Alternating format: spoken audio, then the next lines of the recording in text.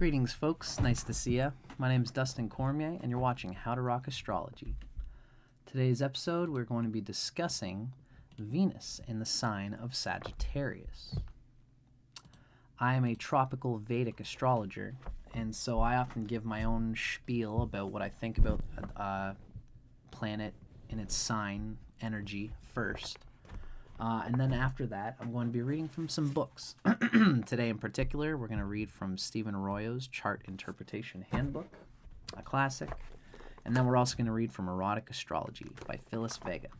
Fill us in a little bit on the juicy, romantic nature of Venus and Sagittarius. So, what I wanted to say about this sign, first thing I'd really like to kind of break down a bit is talking about Venus and what Venus is. Venus and the moon together share the province of the second chakra, the water chakra. It's called the Svadhisthana chakra. This is at least according to one system of Vedic astrology's idea of the chakras. This is coming from Ernst Wilhelm in the Graha Sutras, where he talks about the Panchatattvas, the 5 elements, and the first 5 chakras are the 5 elements, and then the 6th chakra is the sun and the moon, the Ajna chakra. Venus and the moon together rule the water chakra, the 2nd chakra. So, in one sense, the chakras, the chakras are ruled by different things in different systems, and they all are true. They're an entanglement in a way.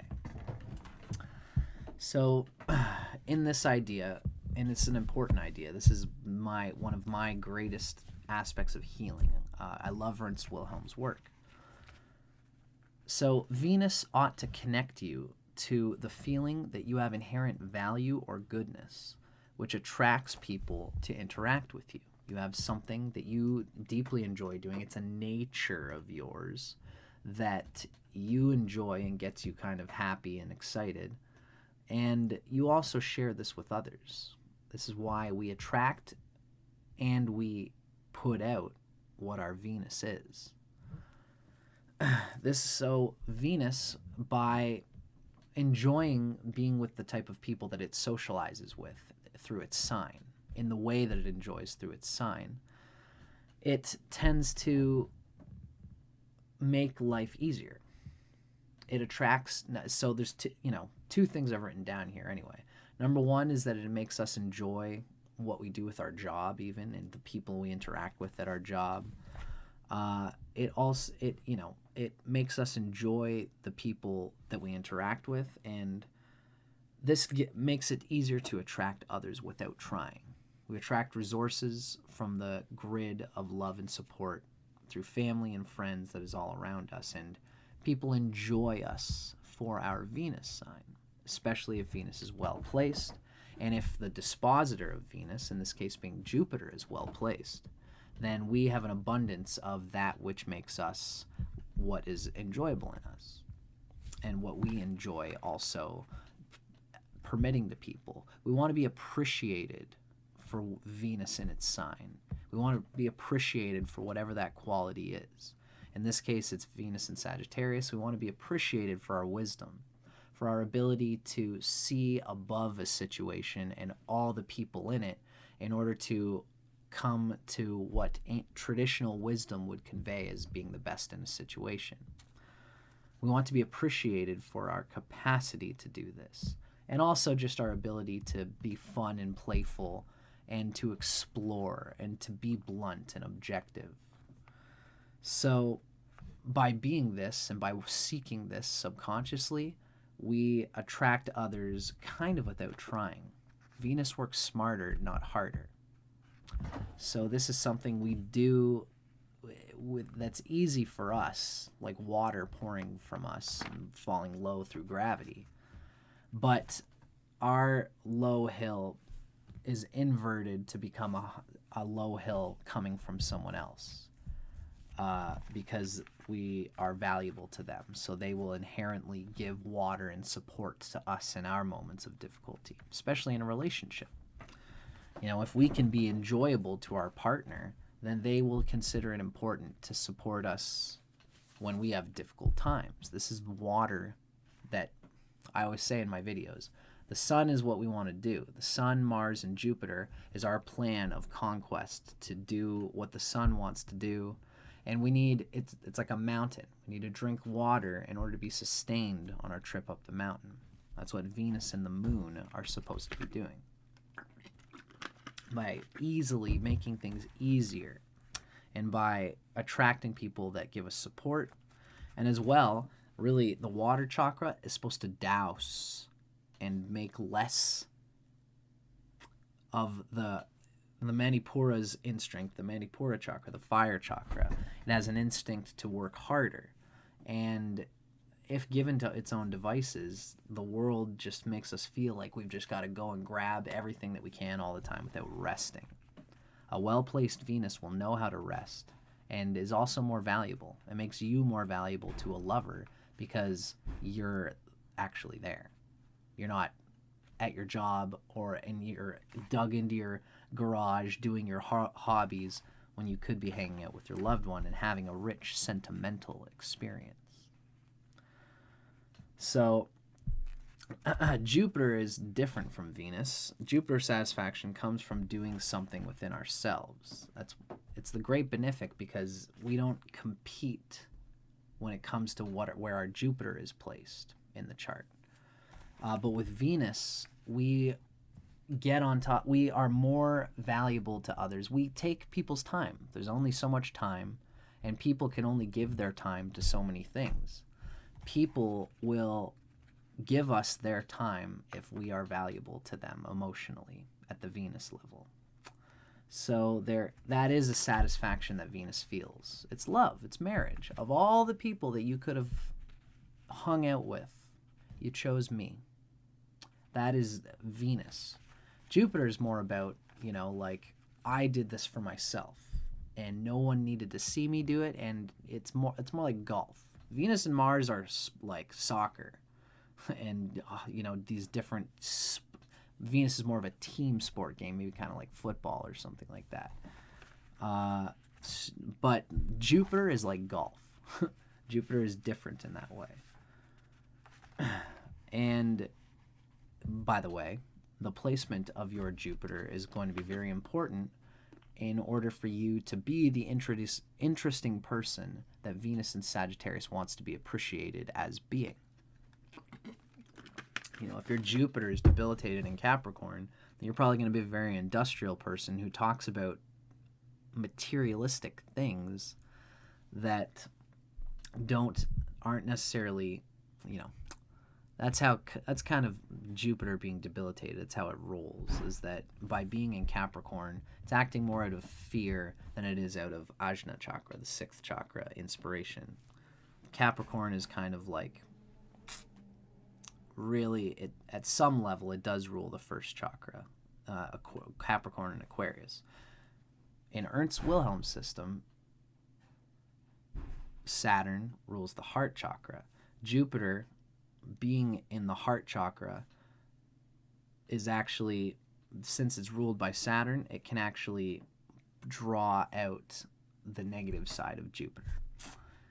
It's a different conversation. We're not talking about Jupiter here, but ideally, if Jupiter is actually in Cancer, then it is living for its inspiration. And that is what allows the heart chakra to connect to the higher spirituality. When Jupiter is in Capricorn, it is inspired, the heart is inspired by lower things. That's kind of what I wanted to convey there. In any case, if your Jupiter is well placed, especially if it's in Cancer, you will have inspiration to go and do things by yourself for no other reason than you enjoy doing those things. And Venus will attract to you a lover who appreciates your craft, your skill, your time and effort that you put into that in a precisely good way. If your Venus is well placed and if it has aspects from its friends, if it's got strength in ways, then it will know how to share time in a sentimental way, so that I'm not going out and doing my hobbies all the time. I'm still spending time with you. So this is a person who has the ability to be, especially if Jupiter is well placed, to be very satisfied in life, because you have your personal enjoyment that you have through Jupiter, and this makes you appreciated by your partner, who can see and even be a part of these things with you, even explore with you, and be social with you, and support you in talking about the things that you go out and do by yourself when you're in a social situation. Sagittarius, the archetype itself, likes to talk in a social way about things that it's personally done, and you want to be appreciated for this. So you'll probably attract partners who are kind of socialites like you are, and who are, either interesting or who appreciate that you're interesting, and that you don't just hang out at the bar and talk about stories. You actually go out and do these things that you want to do, and you can talk about them, right? Again, especially if your Jupiter is well placed. If it's not well placed, then it's going to be harder for this Venus there's going to be a false sense of like, I've got lots of interesting things to talk about, and then you just are a bag full of air. You'll talk about things that somebody will be attracted to it. But it's not as natural to the human spirit when the Jupiter is being obstructed. So if you don't have inspiration, and I've got Venus in Virgo, like everybody's got planets somewhere that can be ill, at least by sign. There's still a million things that can make your Jupiter good. But if Jupiter is having difficulty, it usually means that it doesn't listen, because Jupiter is the tattva of sound coming from God within, the divine within. So you don't listen to your own inspiration, which means that you probably end up going by sight or going by something that is not hearing your deeper inspiration within, which means that you're not as excited about the things that you do in your life, which means that when your Venus in Sagittarius wants to talk about the exciting things that you get excited about, it's going to be probably like someone else's gig, like talking about musicians that you like, but never actually getting into music in a way that you really like yourself. That would be Jupiter somehow afflicted for a Venus in Sagittarius, right? Ultimately, so that's kind of my tropical Vedic spiel on Venus in Sagittarius. If Venus is well dignified by sign, it'll align with situations that bring mutual benefit to it and to the others in the long run. And this is true of the Jupiter placement for this person as well. Both of them could have good things or ill things happening. If either of them are conjunct Saturn, there's difficulty there. If either of them are conjunct an enemy, although, Jupiter does have enemies, it's Mercury and Venus. So if Jupiter is aspected by Venus, and that's considered Jupiter being afflicted to Venus, which is not necessarily a good thing. As well, Jupiter has another enemy in Mercury. Essentially, organizing gets in the way of that inspiration. And listening internally to where you want to go in your life. So if Jupiter is combust the sun, there's all these kinds of things. If Jupiter's in the 7th house, where it's not as happy as it is in the 1st house, all of these things can give Jupiter difficulty, and that makes it more difficult. Essentially, if your Jupiter or your Venus is having a bad time, you work and live in situations with people that feel like a task to maintain. Venus jives to the numerology of 6, which is Virgo in Vedic astrology. It's Friday, the 6th day. Saturn is Saturn day, Saturday, which is the 7th day, and then the sun is day number 1 again. Venus is the 6th day, and it resonates with Virgo and 6 energy. So it's like the axle of enjoyment and bliss that we're allowed to have. And if we don't have a well-placed Venus, or Jupiter in this case, then the people we try to keep will usually be like you've got to keep making those stories or trying to entertain them in order to get appreciation for being an entertaining person, and it takes up time and energy that you almost feel like you didn't have to do it. Ultimately, I would say that if you meditate and if you're aware of the compulsion of your mind, and if you communicate with your lover, you'll probably find that they're going to still love you and find security in you for the things that your Venus is and that your moon is and all your other planets are, without you necessarily having to entertain them all the time. Although you want to be appreciated for being an entertainer. It's not your lover who's missing out in a situation where you have a weak Venus and a weak Jupiter in this case. It's you that's missing out on the satisfaction that you seek. That's why I think meditation and therapy can get really through anything. As I always like to say, these are just the astral spheres of ancestral karma, of a nature that we've programmed through childhood. If you contemplate, if you meditate, and if you practice the yoga of keeping control, the mental compulsions and tendencies of your past conditioning, then you can see these astral archetypes, use them for their good nature, and reduce their ill nature, so that you can ultimately not feel that bad about moments when you drop the ball and you're not the most interesting person in a situation, or if you're not as interesting as you'd like to be, right?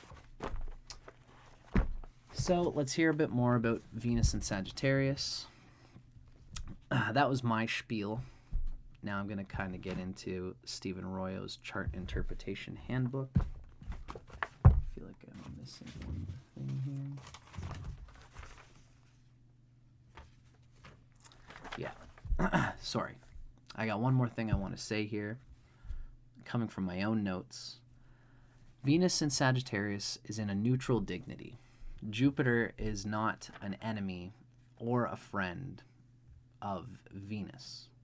So it's neutral dignity. And this is part of the reason why the strength of Jupiter really shows whether this Venus can enjoy its situation. Venus in Sagittarius may use intelligence, banter, explorativeness, philosophy, and such things to sustain interest from others, even helping others to see things differently, which can be exhausting. If Jupiter is weak, then this will be a task or a chore, like I said, or if Venus itself is weak. But ultimately, this is halfway between the exaltation point and debilitation point, right? Venus is debilitated in Virgo, Sagittarius is the halfway point, and then Venus is exalted in Pisces. And I always say Venus, exaltation and debilitation work by proximity. And so that means that you're in the middle of this exaltation debilitation pole, at least by sign. So you can feel interesting enough to hold a connection without working too hard for it. There might be a need for novelty that may obscure the ability to align with a truly sustainable partner. Ultimately, that will be if you have a weak Jupiter. Then you won't listen to your need to connect with something at a soul level. And that not hearing that means that you might just enjoy the novelty of the expansion of Jupiter in a way that could ultimately be, find you lots of varieties of things. It might give you interesting information and data about the type of lover that you seek, but it won't be the lover that you seek. It's funny, it can be a perspective thing. If you have a well-placed Jupiter, if it's exalted in Cancer, every lover you get is going to be the lover that you seek in that moment. If you leave them, it's because God willed it. It's because the divine intentions of the universe had different plans. But to you, it was still love. That's something that a well-placed Jupiter can give this person. An ill Jupiter will make the person feel like I've never been in the state of love that I've ever sought. It's because Venus is in that Sagittarius, being channeled by Jupiter, right? So, now I'm actually going to get into Stephen Arroyo's chart interpretation handbook. This is interpretive guidelines for Venus and Sagittarius. What we read from Stephen Arroyo is that Venus is how one expresses affection, feels appreciated, and gives of themselves. Venus in Sagittarius expresses affection freely, enthusiastically, generously, and idealistically. It just gives it away. They have a restless urge to move onward and have many adventures. And this restless urge to move on, keep things rolling, and have many adventures can interfere with establishing close relationships. This makes sense as Venus is in a mutable sign and it's a fiery, inspired one here. I would say it's really, again, depends on the strength of Venus or Jupiter to understand the importance of marriage at the Jupiter level and true soul passion at the Venus level. Jupiter, believe it or not, in Vedic astrology is more of a planet of marriage, true marriage for the purpose of something deeper than passion. And it rules the 9th house, whereas Venus rules like that 7th house kind of vibe, which is really intimacy. So the placement of Venus and Jupiter, its strength, etc., shows how easy it is for you to establish close relationships. So does the moon, as the other holder of the Svadhisthana chakra, the water chakra. If you have a good moon that wants a partner, then you'll just be flirty with this placement, but still be able to hold a partner that's important to you. How one relates to others is highly colored by one's beliefs and goals, and a philosophical harmony is needed in close relationships. Same idea of spirituality and religiousness and what have you is probably not just that, but ethics of all sorts, morals.